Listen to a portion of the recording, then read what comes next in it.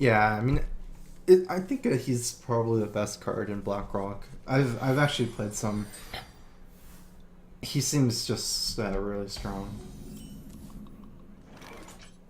Kind of weird. Okay, so if I integrate out Shredder, I'll have nothing to do for a long time. Either I was going to wait next turn and play a 5-drop, but then I'm still doing nothing on turn 3. I don't know what's the best here.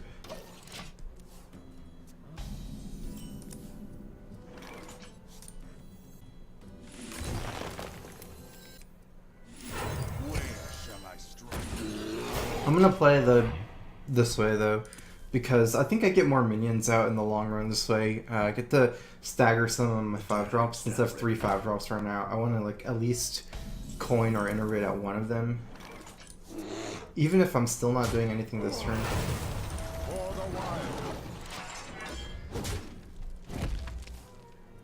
Yeah, once that Emperor up for like 3 or 4 turns, and it was pretty brutal. Okay, I think it's fine. I mean, it's a little bit greedy, but I'm still just gonna play the Shredder. I don't want to just hero power this guy. In the light's name.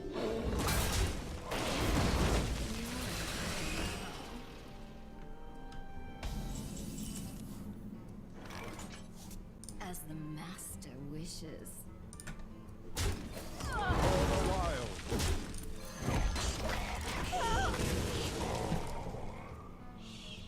Yeah, against Face Hunter one time I played like a turn, innervated out the Emperor after wall growth, and I think eventually I was playing like 3 mana Ancient Allures to heal. That was pretty cool. If I played Belcher, you can hero power this to 3/3, kill it with the Alkanite, and then kill the second half with the Shredder. Druid Claw, he would just trade this plus hero power. I'm not sure. Nothing seems that great. I don't like playing Keeper here because of Cabal Shadow Priest. Okay, how about this? I'm just gonna play this in a taunt form. I think the other move with Sludge Belcher involves me trying to hero power some stuff down after the trade. And I think I want to play Dr. Boom, so...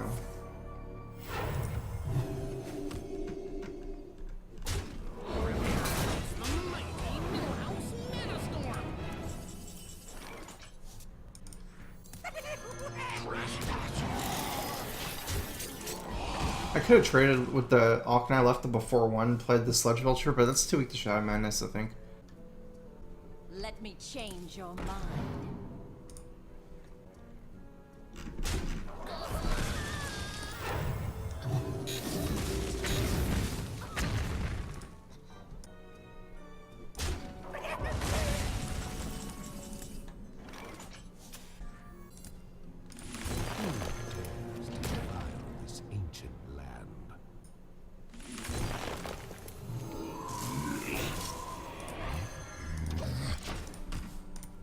I guess this opens up this trade. It's a little bit weak to, Is someone injured? I don't know, like Holy Nova should be okay though. Is someone injured?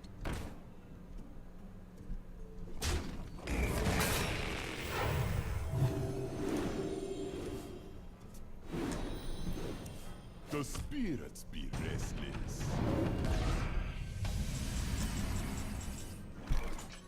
I've only had spell power, so we can silence this back to 6/2 and then trade one of these, trade like this. I'm not getting much value out of Swipe, but I think I need to remove the Northshires. I can't let him draw cards right now when he's getting really low. I think that I'm still going to do that kind of play.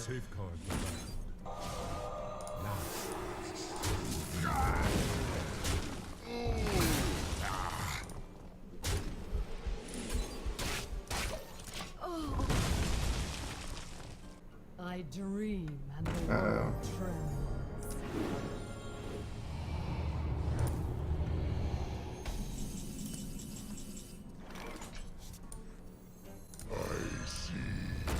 It's a good top deck. I just need to go for lethal now somehow.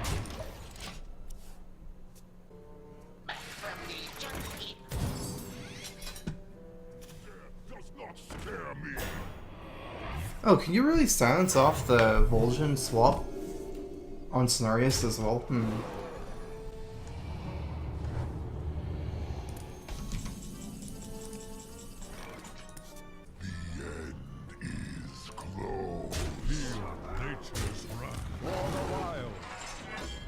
Okay, see his 2 Ysera cards. Probably last turn wasn't Ysera Awakens, so there's probably a chance it's Ysera Awakens this turn. I think I might just go all in. I must safeguard. Silence Ysera. And then just go for it here. I don't see myself winning against AoE anyways, unfortunately.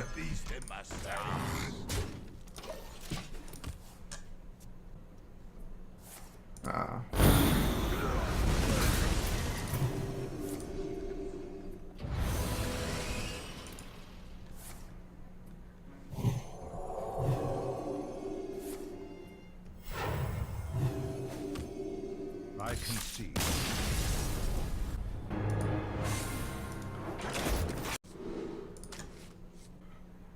I'll probably just keep this hand, turn 1 Chow into Shredder turn 2. Don't get a lot of chances to draw Wild Growth, but I do have the Innervate, so.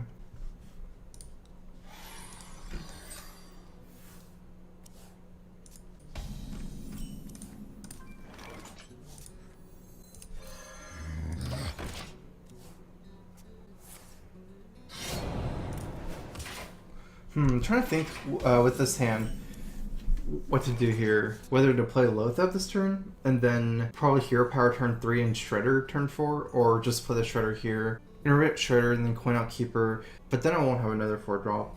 Actually, I'm just going to play Loatheb here.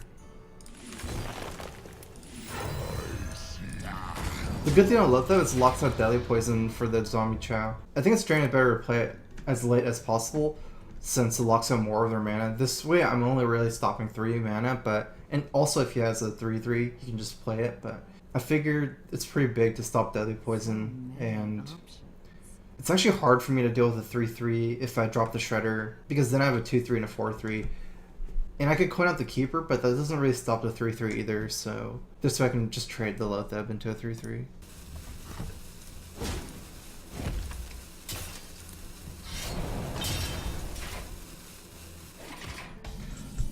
That worked out okay. I mean, I actually need to decide whether to Savage Roar here. I get 6 damage from the Savage Roar. I actually lose 1 damage from not Hero Power. I guess there's not really a point.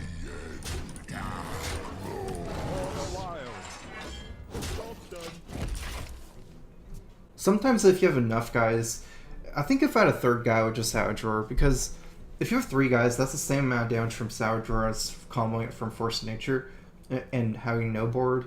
And sometimes your guys just die later on, so it's nice to just be able to do it then.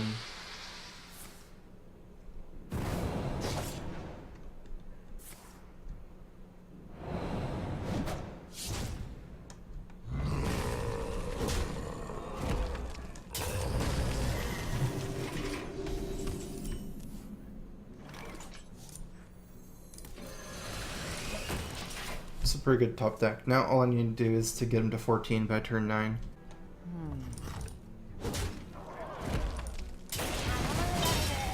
Death does not scare me. Deathlord.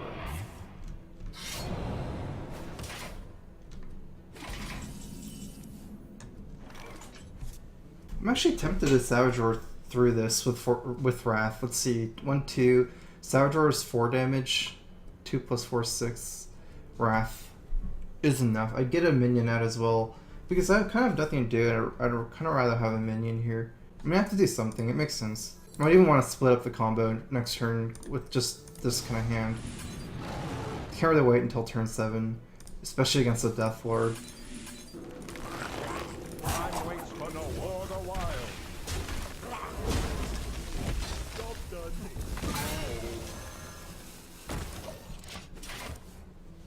Good thing is that I had no chance getting a Zombie Chow because I played the Zombie Chow already, so. Ha, this guy's toast.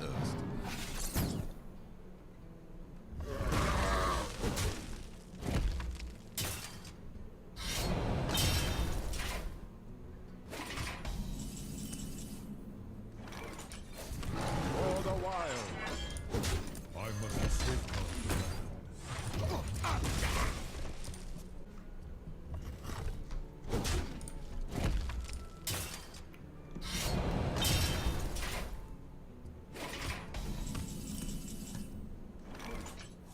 Turn 7, no sprint on his part. Wonder what that means. I think at least one of his cards has to be sap. Probably. He has 4 cards I didn't want to play. It's just kind of weird. Maybe sap, Blade Flurry, high possibilities. I probably don't want to play the 2 shades together since it's very easy to AoE both as a rogue in one turn. Demon Handlock? I haven't played it yet. I've been playing... I actually tried Emperor and Handlock, but I just tried a normal Handlock with Mountain Giants. I think it's a little bit easier to fit in Emperor in a normal Handlock, because Demon Handlock you need... It's more stringent, you know, you need demons as well. Honestly, like, I never even named the 2 decks differently. Like, everyone call it Demon Handlock, but I always just call it Handlock. Like, I don't think there's a big difference between Demon Handlock and Handlock. It's very interchangeable as far as things like that. Like, I never really understood why some people could rate one deck so high and one deck so low on some of the power rankings, because they're almost the same deck. So I'm really flexible with like just choosing between playing Mountain Giants and Void Colors. Good thing is uses Blade Flurry, so it's much harder from the AoE down this shade now. Okay, so that was one of his cards, Vanish. Wait, is this Fatigue Rogue? That doesn't make sense either. I must safeguard the land. Yeah, Mill Rogue. I don't know, I've never seen Mill Rogue run low on cards. I thought those kind of decks are designed to have tons of cards in their hand. Oh, but that's only if they go Cold Light. Which maybe he's not playing yet.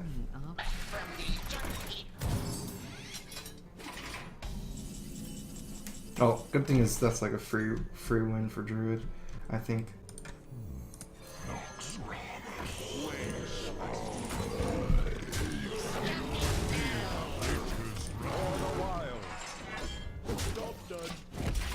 I really want to use this in charge form. If he has things like Vanish, it's really important to have this just charge and getting some damage no matter, even if it gets vanished.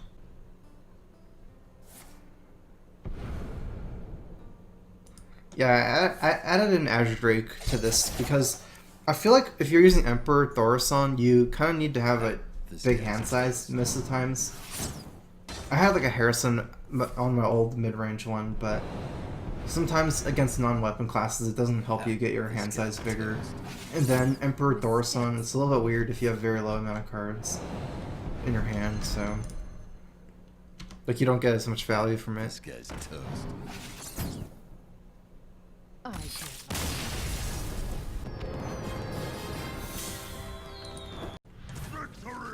Well, even if Milrogue's OP, it's not going to be good against Druid. I'm actually going to mull the Shredder as well and try to get Wild Growth and stuff. I still haven't gotten Wild Growth yet. I feel like that's probably pretty important, especially against Warrior. Even the Shredder isn't that great since it can just die to a weapon. My greetings. Alright, so I need to think about how to curve out here. I kind of want to save these for Ancient of Lore to like hit my curve better. Drawing cards really helps for that. But I can't really give up the Shade here, so I'm just going to iterate out Shade. I could have just like passed 2 turns and played turn 3 Shade, turn 4 Ancient of Lore. I don't think that's great though. I'm losing like a +2/+2 in Shade if I wait 2 turns. Okay, well now I'm probably just going to attack. Actually, I'm going to Wrath and not attack. Normally against mech decks I just attack here. But Warrior is Fire War Axe. Probably means it's like a board control warrior somehow. And yeah, and then I can just wait for this guy to get even bigger. I was thinking the big problem with attacking and having a Wrath in my hand is that if he plays Fire War Axe and attacks this, then I don't have anything to do this turn either, except Hero Power's Face, which is bad. So I want to be able to use Wrath last turn so I can keep my Shade up. More likely he plays minions and I can use my Hero Power or something.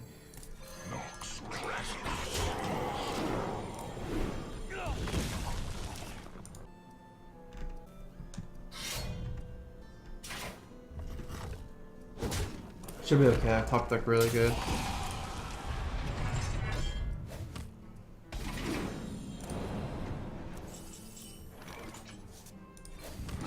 the wild.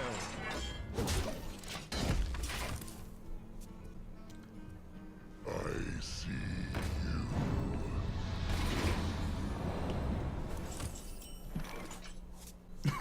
That ruined my plan. I guess probably wasn't gonna coin Savants anyways. I'll probably stay coins for 2/7 drops. So what's the difference? Either unstealth my shade right now, kill Lotheb, or I think I might as well. I mean, if I say that one more turn it'll be a 5/5, then I can just trade, but if I'm gonna trade anyways, what's the point? Unless I'm not planning on trading, just leaving out Lotheb. Then it means that it's hitting me next turn's so it's hitting me at least twice. I think it's probably better just to trade.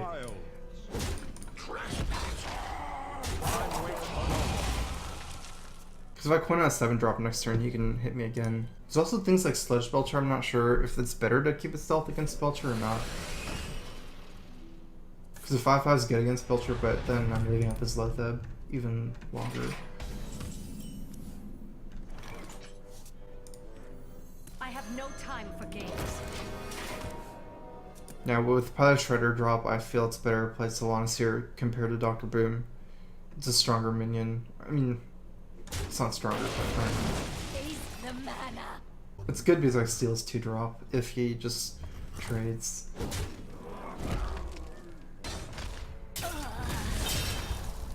It might be stronger than Dr. Boom, I'm not sure.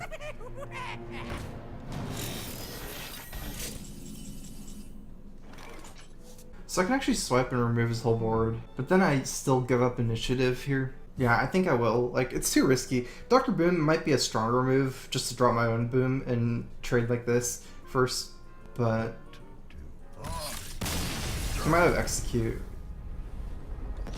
Or Big Game Hunter.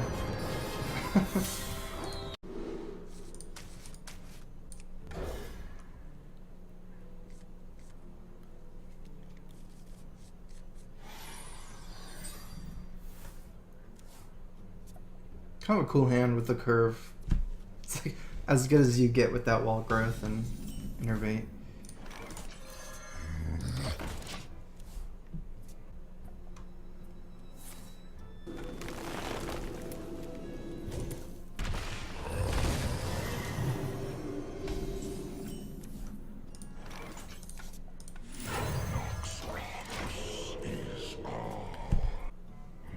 I feel that Pound's fine. I like mid-range Pound with Emperor as well. I think it's a good card in Emperor. I mean, a good deck to put Emperor Thoros on in. Yeah, the ladder thing is really weird right now.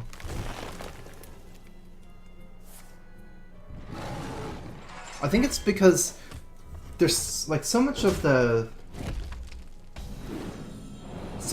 ELO gain is on during the last day of the season. I must safeguard the land. I want to silence it. Oh well. I think the thing is, like, there's no way you can build up a high enough ELO before the last day of the season. Even if you keep playing, like, say you're rank 1, you just keep playing forever. Even if you have a pretty good win rate, you're not going to build up enough of a lead. I think the reasoning, it's kind of weird, but I think the reason why that's true is because until the last day of the season, like, the community-wide ELO doesn't raise because no one's like playing that much. It's like during the last day everyone starts playing, like the whole, like, everyone's MR starts going up. So like it's really hard to do it before the last day. Okay, I think it's still a keeper, even though the keeper just dies. It's too hard for me to... If I could squeeze in hero power, maybe I can just trade here and play keeper. Otherwise, I don't like playing any 5-drop. It's hard for me to kill the shade.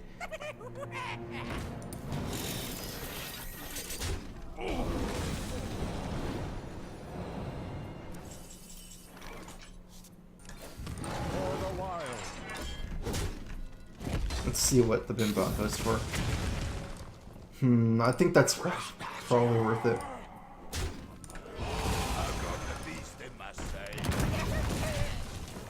Because it dies a swipe at as a 5/1, so... No, I know you can cancel the keeper, it's just I wanted to play keeper anyways. I mean, I knew I couldn't silence it too. I just... It's just that I wish I could.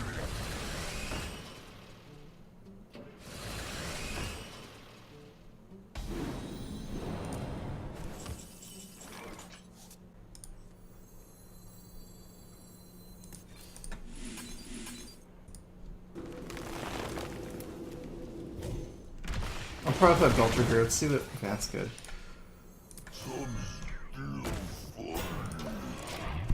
Basically what I'm saying is everyone has to worry so much about ladder, how you do during the last few minutes or last few hours of the season, which is probably not a good thing. It's like, it should be like a season-wide kind of like progress thing. You know, you make progress throughout the month. As of right now, it's so much about how you do during the last second, or not second, like the last day. Okay, I'm gonna trade this for sure. Drop a taunt probably, that makes sense.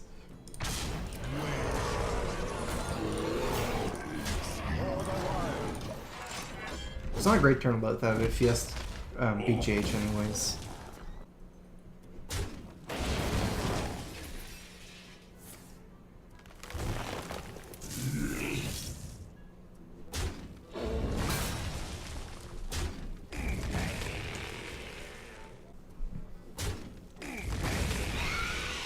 Haunted Creeper, interesting.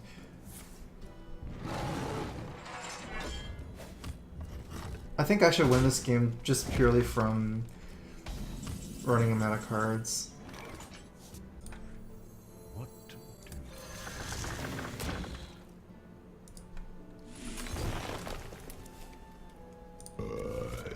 Excuse me. For the wild.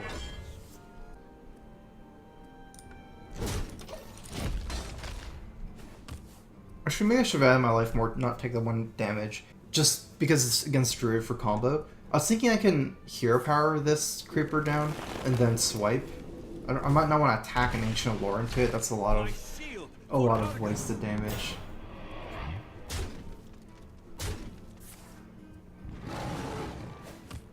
I mean, it should work out fine for me, but basically I need to break both death rattles and swipe the 4/4, so I might need a charge. Is there a better plan here? I don't think so. Where shall I strike?